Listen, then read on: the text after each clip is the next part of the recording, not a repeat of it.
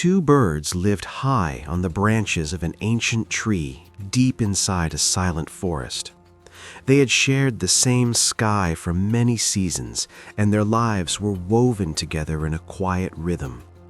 The male bird loved her with a devotion that asked for nothing in return. Every morning he searched for the finest grains. Every evening he sang until the wind itself seemed to pause and listen. He believed love was not something to speak about, it was something to live. But inside the heart of the female bird, a small shadow had begun to grow.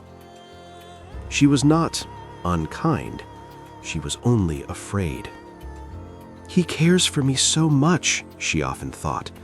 "But what if one day he flies away?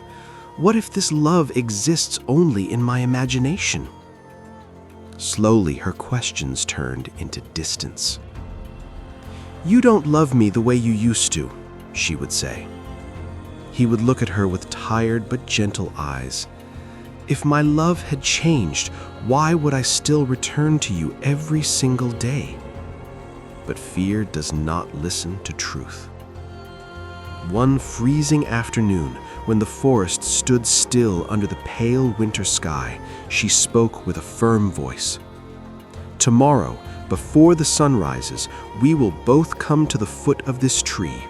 Whoever arrives first will prove who truly loves more." For a moment, he was silent. Then he gave a soft smile. "If that will bring peace to your heart, I will be there." When night descended, she flew back to her nest, determined to wake before dawn. He did not move. He remained on the branch, watching the last light disappear behind the distant hills. "What if sleep takes me?" he whispered to himself. "What if she arrives before me and believes I did not care?" The cold wind grew sharper. Winter showed no mercy. Still, he stayed. He tucked his fragile body close to the bark of the tree, his feathers trembling in the icy air. The darkness stretched endlessly, but his thoughts were filled only with her. "In the morning," he told himself, "she will see me waiting, and her heart will finally rest." Far away in her nest, she could not sleep either. She looked again and again at the fading stars. "I will go early," she thought. "He will see how much I love him too." As the sky turned from black to a faint shade of blue, she flew through the cold air towards the tree, her wings beating with hope. She landed on the branch and looked around. He was not there. A quiet pain entered her chest. So, he didn't come. She tried to convince herself she did not care, but something felt wrong. The morning was too silent. Then her eyes moved downward. At the base of the tree, beneath a thin cover of snow, lay a small, motionless shape. Her heart stopped. She flew down in a rush. It was him. His tiny body was curled against the roots of the tree, stiff with cold, his wings frozen, his eyes forever closed. "No, please, no!"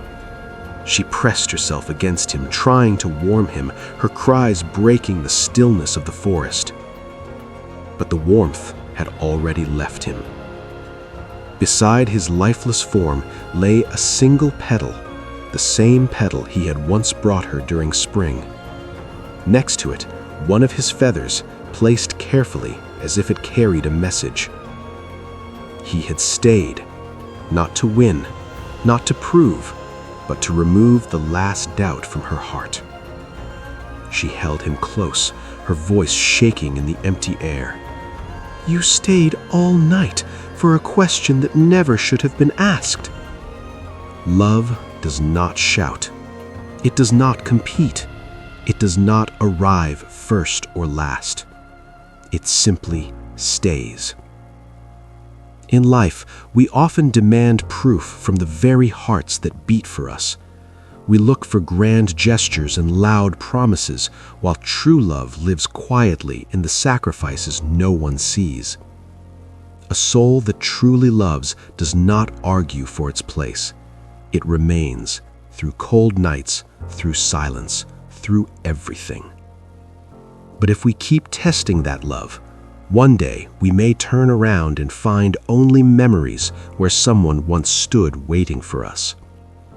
Trust before doubt. Hold gently before pushing away.